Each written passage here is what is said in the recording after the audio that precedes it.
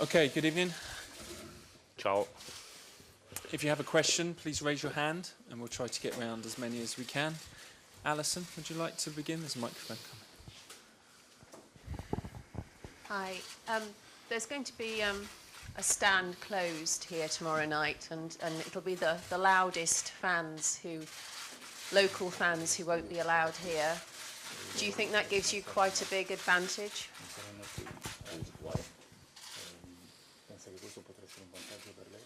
I don't know. I don't know, and I don't know the reason.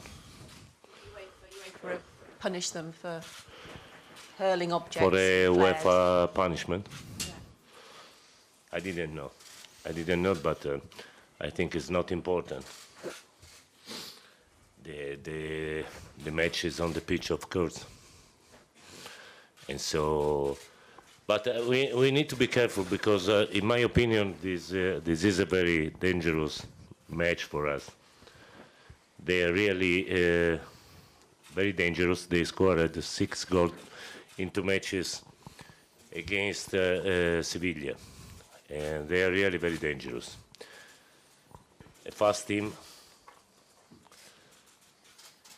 so we need to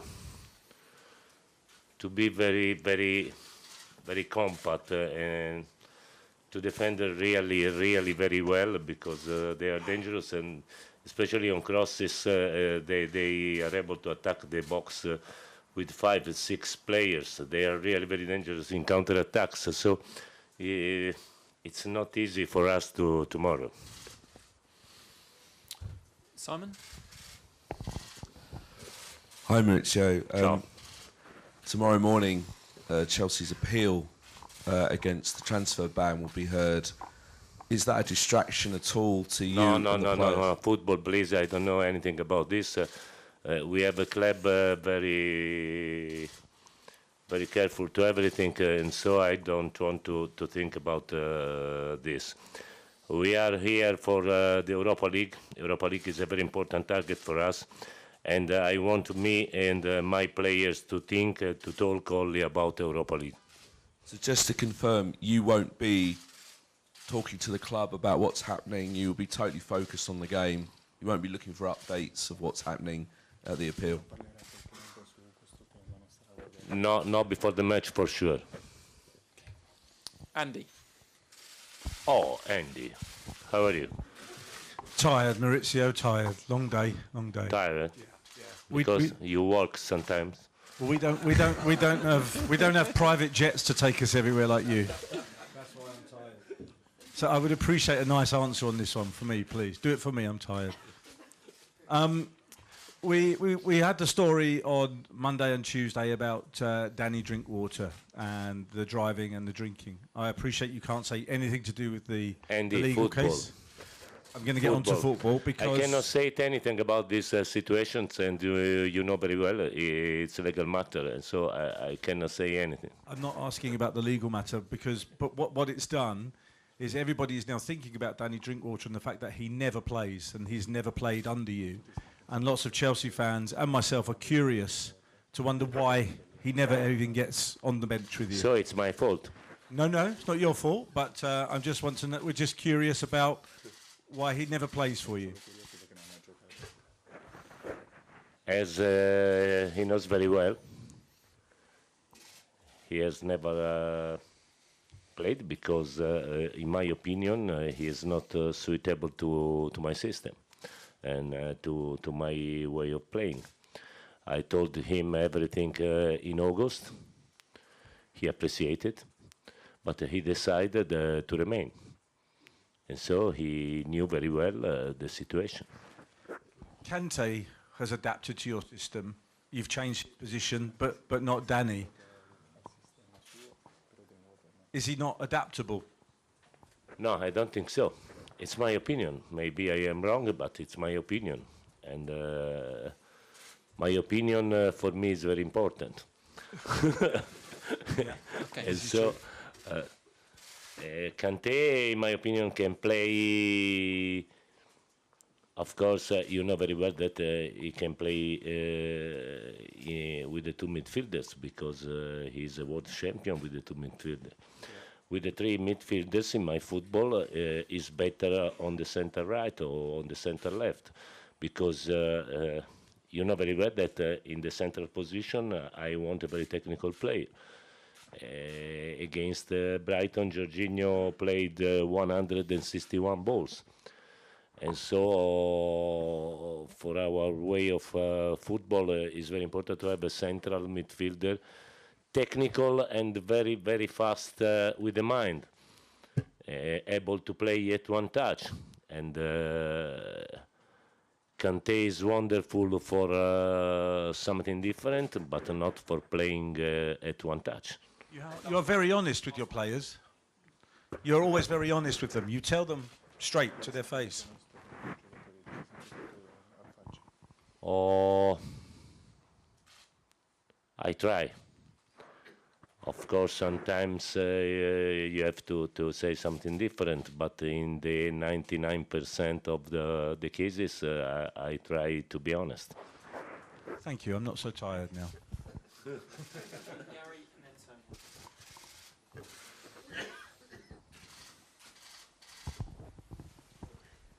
Tony. Gary, Tony, then Adam. Behind you, please, Adam. Thank you. Cheers. Thank you. Richard, can I just ask you first, will Eden play tomorrow? Oh, I don't know. I don't know because yesterday he had only recovery training in the gym, and so I didn't see him. This morning was a little bit tired, like the other players with 90 minutes. And so I want to wait tomorrow morning session, and then I will decide. But of course, you know very well that we have to play after 3 days in Liverpool. Slavia played on Saturday. We played on Monday. I don't know why, but we played on Monday. And so I think that tomorrow we need to change 5-6 players. Is Eden the best player in the world right now? And if he isn't, does he need to play for an even bigger club to become so?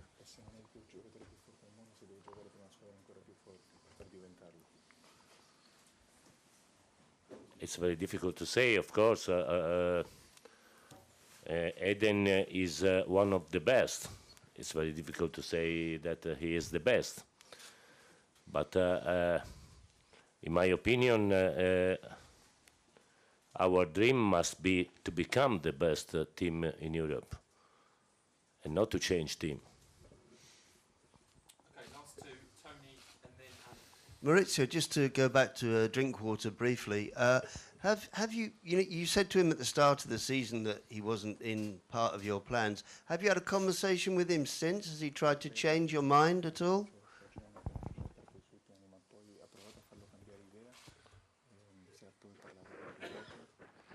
No, I spoke with him in August when the market window was open, of course, and I said to him to look for something different because, in my opinion, he doesn't play, and I said to him the reasons, or better, my reasons. But as I said before, he decided to stay in Chelsea. But you haven't come to a conversation with him since then, after August? Yes, of course, like all the other players. I have a very good relationship with him because, in my opinion, he is a good boy. He's a good player. He's a good player, and if he's able to play in a 4-4-2, in a 4-2-3-1, very well. But in my opinion, he is not suitable for me. Only this, but I have a good relationship with him. Why do you think he has stayed, Maurizio?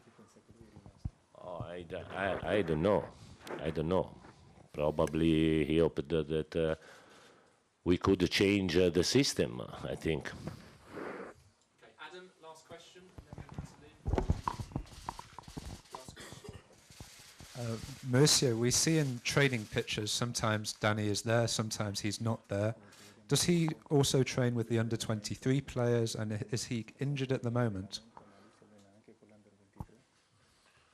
No, Danny is always with us.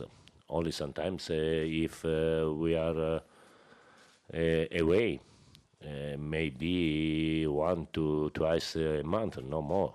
Usually,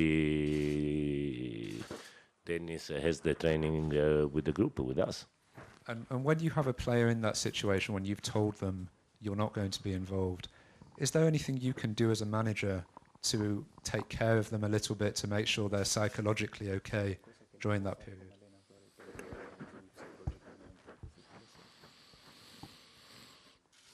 No, I cannot do anything because a player usually wants only to play, anything else, and so I cannot do anything. I can only have with him a very good relationship, but no more. At the moment, I am not able to satisfy him as a player, and so it's very difficult. But he knew all. Have you spoken to him this week? No, not this week. Not this week because yesterday I arrived on the pitch and the training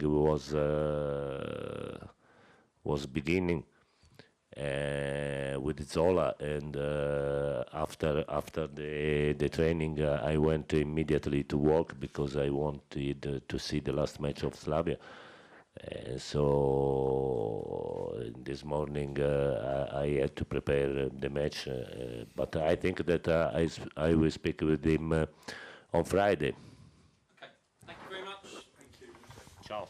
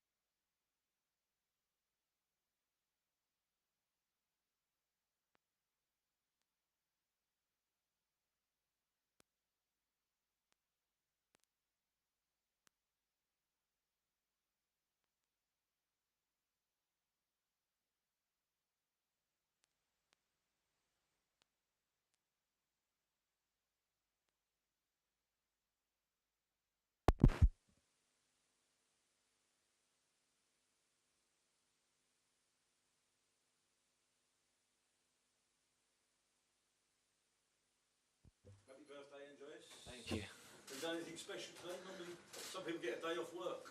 It's their birthday. I woke up a little bit earlier to have a big breakfast. That was it, really.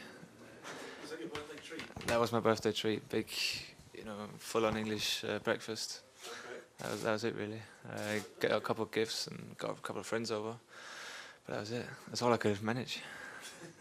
Scrambled eggs or boiled eggs? Oh, I'm more of a scrambled eggs. Yeah. You have the full-on sausage, bacon, everything. Everything. Danish bacon. Yeah. That's the only. Yeah. And are you excited about tomorrow? Tell us your thoughts going into this game, because we're getting to the business end of the Europa League now. Yeah. It's starting to crank up a bit. No, yeah. I think for us personally, for me personally, it's been a very important tournament. I've enjoyed playing it, and as you say, now we've come quite far, and I think right now it's we don't prioritise one or the other, Premier League, or because we've come so far, it's game by game, and I think we know what results they've accomplished in this tournament as well. So I think just looking at that, we know what type of game it's going to be. It's going to be a very tough game. And has this tournament kind of helped with your understandable frustrations, if you like, and you've not been playing so many Premier League matches? How has that all fit into place over the course of the season? Yeah, for me, like I said, for me personally, all the cup games and Europa League this season's been very important. That's what kept me up to speed.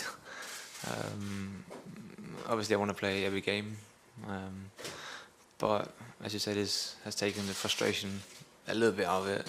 Getting playing time and stuff. So it's been helping me a lot. Go to the gentleman at the back, and then we can come forward. I'd like to ask you, do you know about Slavia? Do you have any time to study?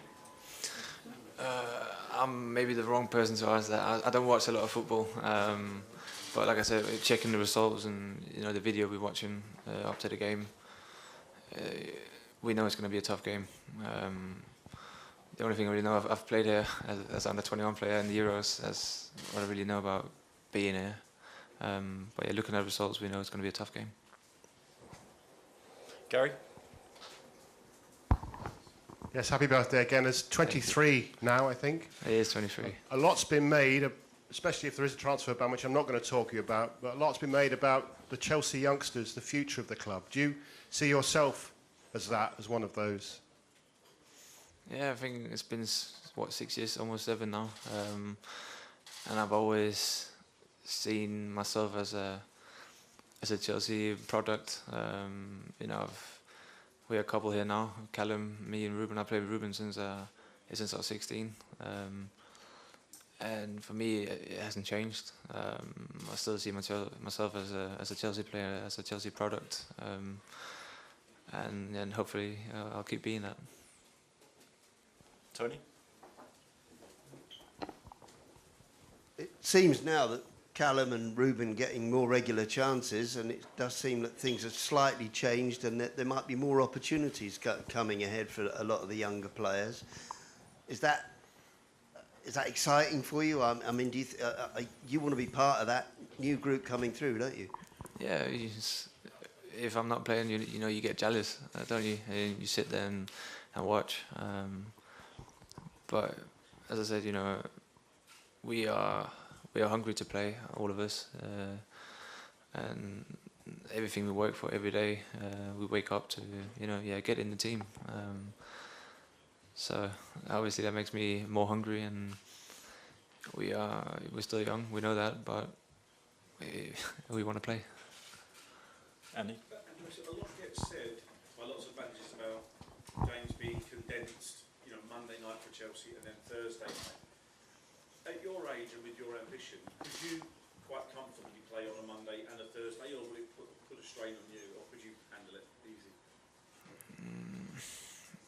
I think there's a lot of players who feel like the second day is always the worst, because I don't know why, that's just how it is. So the games are close, but I'm still young. When I was 15, you played 2 or 3 games a day, in tournaments.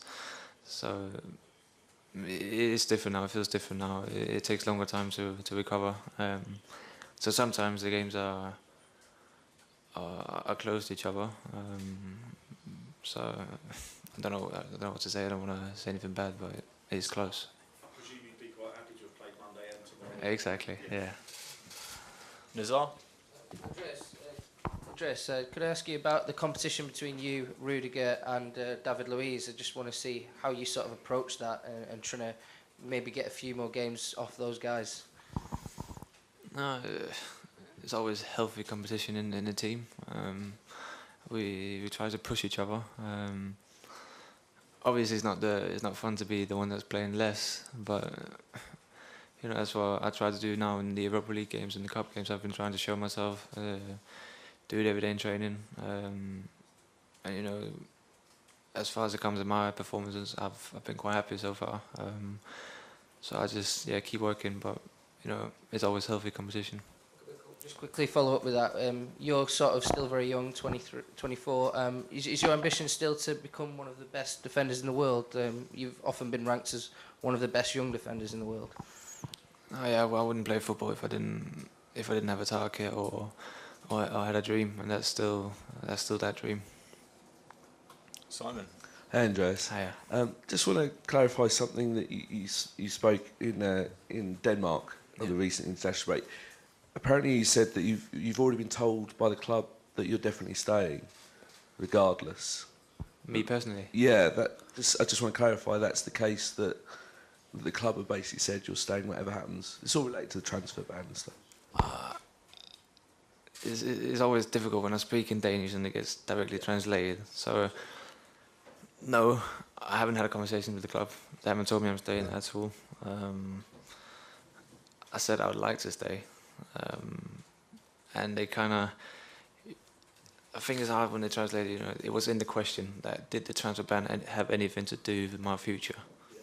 And I basically just said no. I haven't really thought about it, but I can tell you now, no, there's been no conversation. The club hasn't given any signals or anything. I said what I personally want to happen, and that was definitely staying. So, and it shows that, because you've been linked with some very big clubs, but it shows that your head is very much focused on the here and now at Chelsea. It has been, you know, I've still got a long contract, and as I said, you know, I'm still proud to be a Chelsea player. I've been here since I was 16, and you know, the club has done a lot for me. So as soon as I signed the new contract, you know, it hasn't really have anything to think about. Adam? Andreas, you played a lot of football under Antonio Conte. It's obviously been a bit different this season. What has Mauricio Sarri told you that you need to become better at to get into the team more regularly? If anything. Yeah, I was going to say, there's not really things I have to do better. I think it's just, you know, it's been like that from the start, you know, and you have to say that, you know, they've been performing well as well. It's hard to get in the team, as it should be. And, you know, as I said, the competition is healthy. And the Europa League and the Cup games have kind of helped me a lot. But it is basically just, the message was, you know, keep going and keep playing. You rather make mistakes by playing than make mistakes by not trying to play, if that makes sense. So yeah, I've just tried to just keep playing. Okay, thanks everyone. Thank you. Cheers. What's breakfast tomorrow? Huh? What's breakfast tomorrow? Oh, I don't know. Usually? Probably gonna have it easy, yeah. It's boring. Yeah, it's gonna be the usual. Happy birthday. Good luck tomorrow. See you. Bye-bye.